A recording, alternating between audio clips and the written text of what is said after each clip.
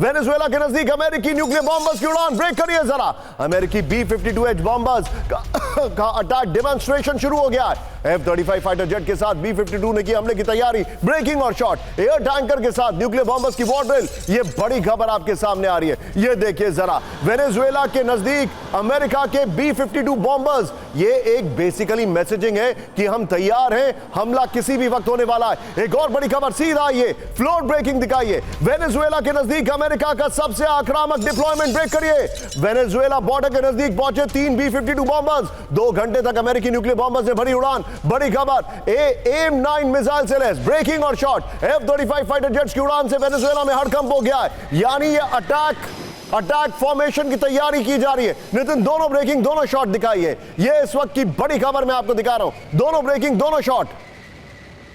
आइए जरा इसके फ्लोर पर। उड़े अमेरिकी न्यूक्लियर बॉम्बर्स। टेंशन में वेनेजुएला के नजदीक B-52 बॉम्बर्स ने उड़ान भरी है। B-52H बॉम्बर्स ने अटैक डेमोन्स्ट्रेशन किया है। बड़ी खबर, 3 B-52H बॉम्बर्स ने करीब 2 घंटे तक वेनेजुएला बॉर्डर के नजदीक चक्कर लगाए। तीनों बॉम्बर्स के कॉल साइन है बनी 01, बनी 02, बनी 03। हमले के वक्त विमानों को दिए जाते हैं special call sign. AIM-9 missile से लैस F-35 फाइटर जेट्स के साथ वॉर ड्रिल किए। एक और बड़ी खबर सन के हवाले से आ रही है। एक और बड़ी खबर सीधे आइए यहां पर।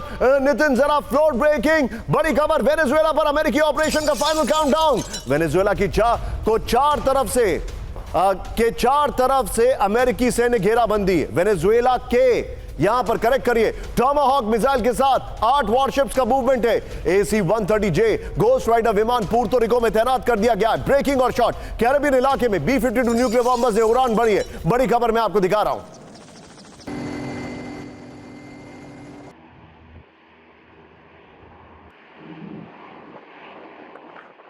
फ्लोर पर ये देखिए, अमेरिकी हमले का काउंटडाउन। 1965 के बाद कैरेबियन क्षेत्र में सबसे बड़ी सैन्य तैनाती है। बड़ी खबर, शुरुआत ही हिस्ट्री से हुई है। नौसेना की तैनाती। अमेरिका के 8 वॉरशिप्स जो हैं, 8 वॉरशिप कैरेबियन सागर में मौजूद है। 3 एजिस ग्लाइडेड मिसाइल डिस्ट्रॉयर तैनात है। न्यूक्लियर सबमरीन की मौजूदगी है। वायुसेना की तैनाती। नितिन, पहले इससे शुरू करेंगे। B-52 nuclear bomber, 10 F-35 fighter jet तैनात है। गोस्ट राइडर प्लेन्स है। पोसाइडन की तैनाती कर दी गई है। लादेन को मारने वाली एविएशन यूनिट और आर्मी की तैनाती। ये देखिए, special marine unit, special force की तैनाती है। 10,000 से ज्यादा अमेरिकी सैनिक तैनात कर दिए गए हैं।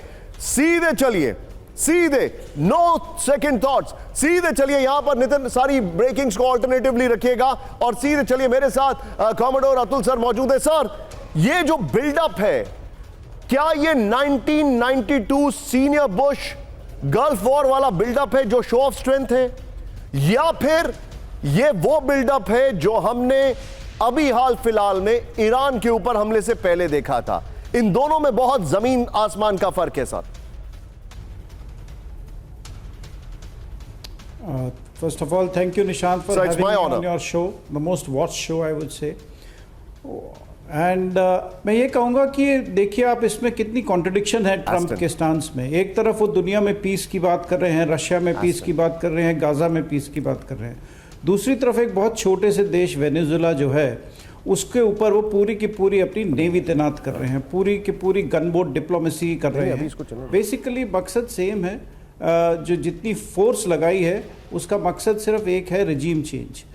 ट्रंप नहीं चाहते कि ऐसा कोई भी रिजीम वहाँ पर रहे जिससे कि उनको ये लगे कि जो कि उनके, he is not their type of guy. He wants in his entire neighbourhood, वो सबको धमका रहे हैं। कनाडा को धमकाया है उन्होंने, मेक्सिको को धमकाया है, पनामा को धमकाया है, और अब अपने रीजन में वेनेजुएला को भी धमका रहे हैं। तो उनका मकसद सिर्फ एक ही है कि मेरा पूरा कंट्रोल रहे, मेरी पूरी बात मानी जाए, यहाँ पर पूरे रीजन में मेरा एक एब्सोल्यूट होल्ड रहे। और इतनी नेवी वेनेजुएलन उन्होंने लॉन्च किया है जो अपना ऑपरेशन, नेवल ऑपरेशंस, वो बेसिकली ऑस्टेंसिबली कह रहे हैं कि मैंने ड्रग्स कैरिंग बोट्स के अगेंस्ट किया है।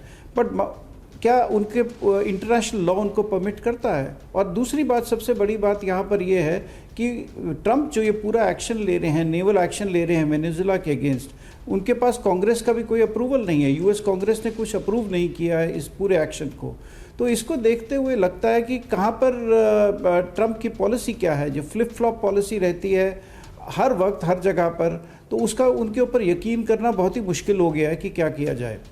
तो वेनेजुला का अगर रिजीम चेंज होता है तो उसको ट्रंप अपना एक अलग राइट विंग इसको मानेगी कि उसने अपनी फिर से धाक इस्टेब्लिश करी है पूरे रीजन में, और वो उसको और आगे बढ़ाएंगे। फिर दूसरे देशों को भी ये सबक सिखाना की कोशिश करेंगे कि अगर आप हमारी बात नहीं मानेंगे या आप हमारे टाइप की रजीम नहीं एस्टैब्लिश करेंगे तो आपको यही भुगतान करना पड़ेगा। Point taken sir. तो इस वक्त सर मैं अपने दर्शकों को बता दूं, आप स्क्रीन पर लेजेंड्स को देख रहे हैं। जनरल जीडी बख्शी, जिनसे पाकिस्तान तो बहुत ज्यादा परेशान है। एम्बेसडर दीपक वोरा, जो न्यूयॉर्क से इस वक्त 7 बजे अर्ली मॉर्निंग जुड़े हुए हैं। मेरे साथ कॉमोडोर अतुल जी हैं। मैंने बहुत बाद में अपने शो में इनको इंट्रोड्यूस किया है, but he is absolutely brilliant. और आपको बताना चाहूंगा सर, अतुल सर, आप जो बता रहे हैं, आप यकीन मानिए, मुझे गोविंदा की फिल्म का एक गाना याद आ रहा है, on a lighter note, which applies very well on President Trump. मैं चाहे बम मारूं, मैं चाहे टैरिफ लगाऊं, मेरी मर्जी। He doesn't care about anybody. और ये सबसे बड़ा फैक्ट है, Donald Trump just doesn't care. और दीपक सर, प्लीज आप संभल के बोलिए। माना कि आपके पास व्हाइट पासपोर्ट है, लेकिन you know Trump very well यहां पर, लेकिन you know very well, and please be very careful in buying any ice in America. And you know what I am saying,